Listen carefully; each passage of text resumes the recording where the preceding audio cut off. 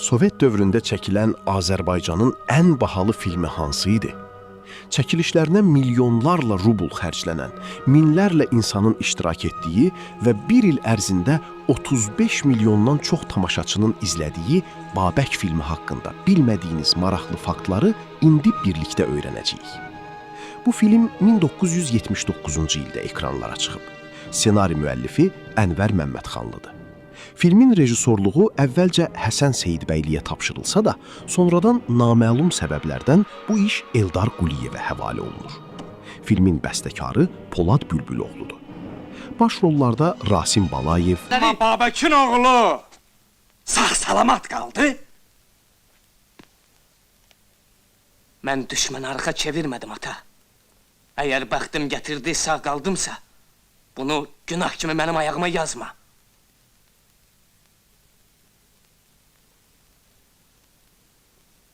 Gəl dalımca. Gecənin bu aləmində onu hara aparırsan? Şahmar Ələkbərov, Salarıq. Vaxt gələr, qisas alarıq. Yox Cavidan. Xalqın səbri, elin səbri. Tükənib artıq. Ənvər Həsənov, Danış. Mən də Babəklə gedirəm. İzin ver. Babəklə gedirsən? Həsənağa Turabov, Eğer adaleti geçmiş birinci yılandırsa, adaletli gelecek ikinci yılandır. Eğer istiyorsan başın çiğni üstte salamat kalsın, sen de benim kimi zahirde halifeye başay, sonra yüreğinde gülersen. Amalya Pənahova, Sən görünməmiş, eşidilməmiş bir iş gördün. İki barışmaz düşməni yan yana dəfn elədin. Tamara Yandiyeva, Öhrətin ucalıb. Başın göylərə dəydi, o zaman sən yoxsul kəndçi qızını unuttun. Hamlet Xanızadə, Azərbaycan. Qoy sənin olsun. Erməni yerində bağışladım sənə. Muxtar Maniyev, Sizdən, əmr etmək bizdən ya əmirəl-möminin. Hökm, Allahın hökmüdür. Səməndər Rızayev, Erdun İbn-i Bəyiz Duluz çarxı hərrədən yoluq bir ustıya muavin. Məmməd Verdiyev və digər tanınmış aktyorlar çəkiliblər. Filmin çəkilişinə SSR tərəfindən 650 min rubl, Azərbaycan tərəfindən isə 1 milyon rubl ayrılmışdı. O dövr üçün bu olduqca böyük büdcə hesab olunurdu. Tezliklə gələcəm dalınca. Salamat qalaq düşəyim. Bundan sonra mənə xudavənd demə. Ey xudavənd.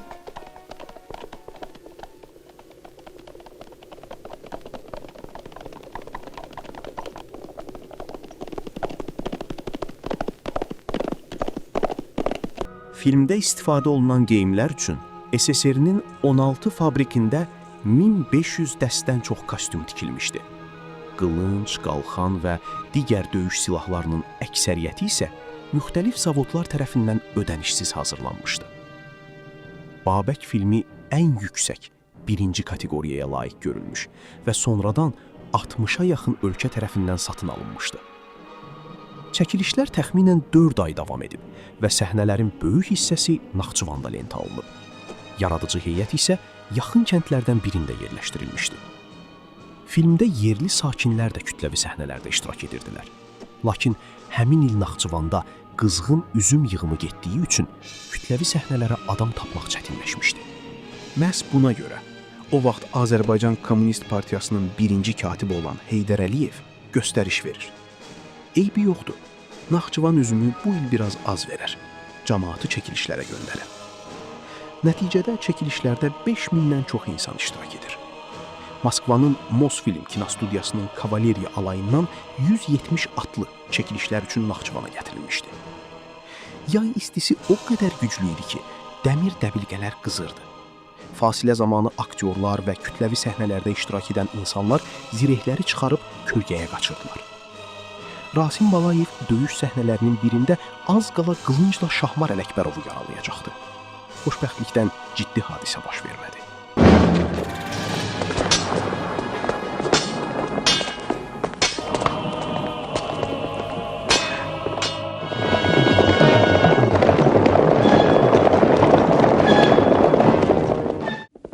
Qala döyüşləri Naxçıvanla Culfa arasında çəkilmişdi. Filmdə görünən möhtəşəm Bəz qalası isə əslində ağacdan hazırlanmış dekorasiya idi. Babəkin and içmə mərasimi Suraxanıdakı Atəşgah məbədində, bəzi digər səhnələr isə Ramana qalasında lentə alınmışdı. Buğday obrazının körpəlik dövrünü filmin direktoru Tələt Rəhmanovun qohumu canlandırmışdı. Buğdayın gəncliyini oynayan Məmməd Verdiyev isə sonralar 20 il Rusiyada aktyor kimi fəaliyyət göstərmişdi. Pərvin obrazını canlandıran Tamara Yandiyeva bu film üçün Qazaxıstandan dəvət olunmuşdu. Maraqlıdır ki, Amaliya Pənahova bu rol üçün xaricdən aktrisa gətirilməsinin əleyhinə idi. Buna görə də çəkilişlər zamanı onun Tamara Yandiyeva ilə münasibətləri o qədər də yaxşı olmayıb. Qurban bahasına! Əgər biz qalanı əldən verməli olsaq, mən onu öz əllərimlə yandırıram. Qoy kül afşinə qismət olsun özümsə, dağlara qalxıb yenidən canfədailər ordusu yaradaram.